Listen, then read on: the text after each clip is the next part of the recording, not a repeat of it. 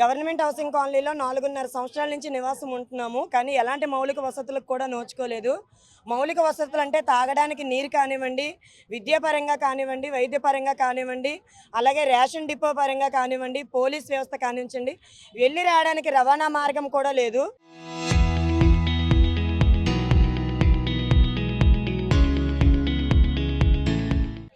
అనేక ఇబ్బందులు, రాత్రి అయితే విషసర్పాలతో చాలా ఇబ్బందులు పడుతున్నాము.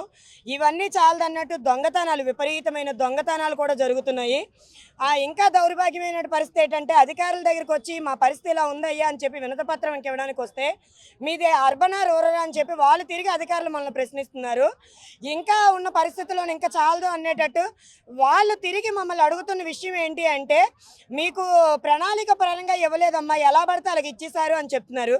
12,600 కుటుంబాలకు గాను గత గవర్నమెంట్ హయాంలో రాష్ట్రంలోనే థర్డ్ ప్లేస్లో ఉందని చెప్పి మా కాలనీ ఇవ్వడం జరిగింది.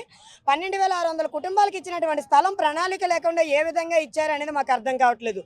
ఇవన్నీ పక్కన పెడితే ఇప్పుడు కూటమి ప్రభుత్వం అధికారంలోకి వచ్చి 2 సంవత్సరాలు పూర్తి అవుతున్నప్పటికీ కూడా ఈ రోజుకి ఎలాంటి ఎమ్మెల్యేలు కానీ ఎంపీటీసీలు కానివ్వండి, ఆఖరికి వార్డు నెంబర్ కౌన్సిలర్లు కూడా వచ్చి మా కాలనీని చూసిన పాపానికైతే పోలేదు.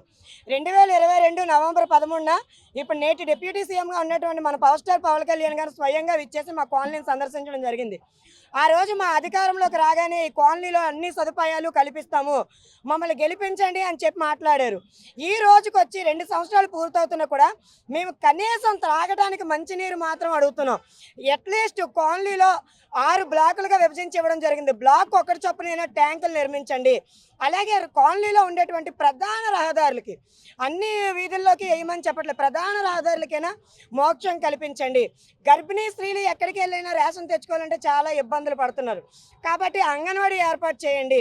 అలాగే ఎలిమెంటరీ స్కూల్ పిల్లలకు కూడా ఒక వ్యాక్సినేషన్ కానీ దేనికైనా సరే లేదు, అదొకటి ఏర్పాటు చేయాలి. అలాగే సచివాలయం ప్రతి ఒక్కరికి, ఎవరు చావుకైనా పుట్టుకైనా ఎలాంటి వాళ్ళకైనా ఇప్పుడు అన్నిటికీ కావాల్సింది సచివాలయం. గుంకళం సచివాలయంకి వెళ్తే మాకు సంబంధం లేదు, లేదా మేము ఇంతకు ముందు ఎక్కడ అద్దెలు కొన్నామో అక్కడ సచివాలయాలకు వెళ్తే మీరు ఇప్పుడు కాలనీలో లేరు కదమ్మా, మాకు సంబంధం లేదని చెప్పేస్తున్నారు. అసలు మాకంటూ అడ్రస్ కూడా లేదు.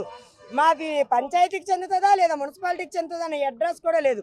ఎక్కడైనా కూటమి ప్రభుత్వ అధికారులు స్పందించి మౌలిక సదుపాయాలు కల్పించండి అని చెప్పి ప్రతి ఒక్కరిని పేరు పేరున కోరుకుంటున్నాం. చరిత్ర సృష్టించినోడు ఇప్పుడు ఆ చరిత్రని తిరగరాయబోతున్నాడు. అబద్ధాల గోడల్ని బద్దలు కొట్టి నిజాలను రాగా మీ ముందుంచబోతున్నాడు. నిజమైన వార్తల కోసం వెంటనే డౌన్లోడ్ చేసుకోండి రా యాప్ని.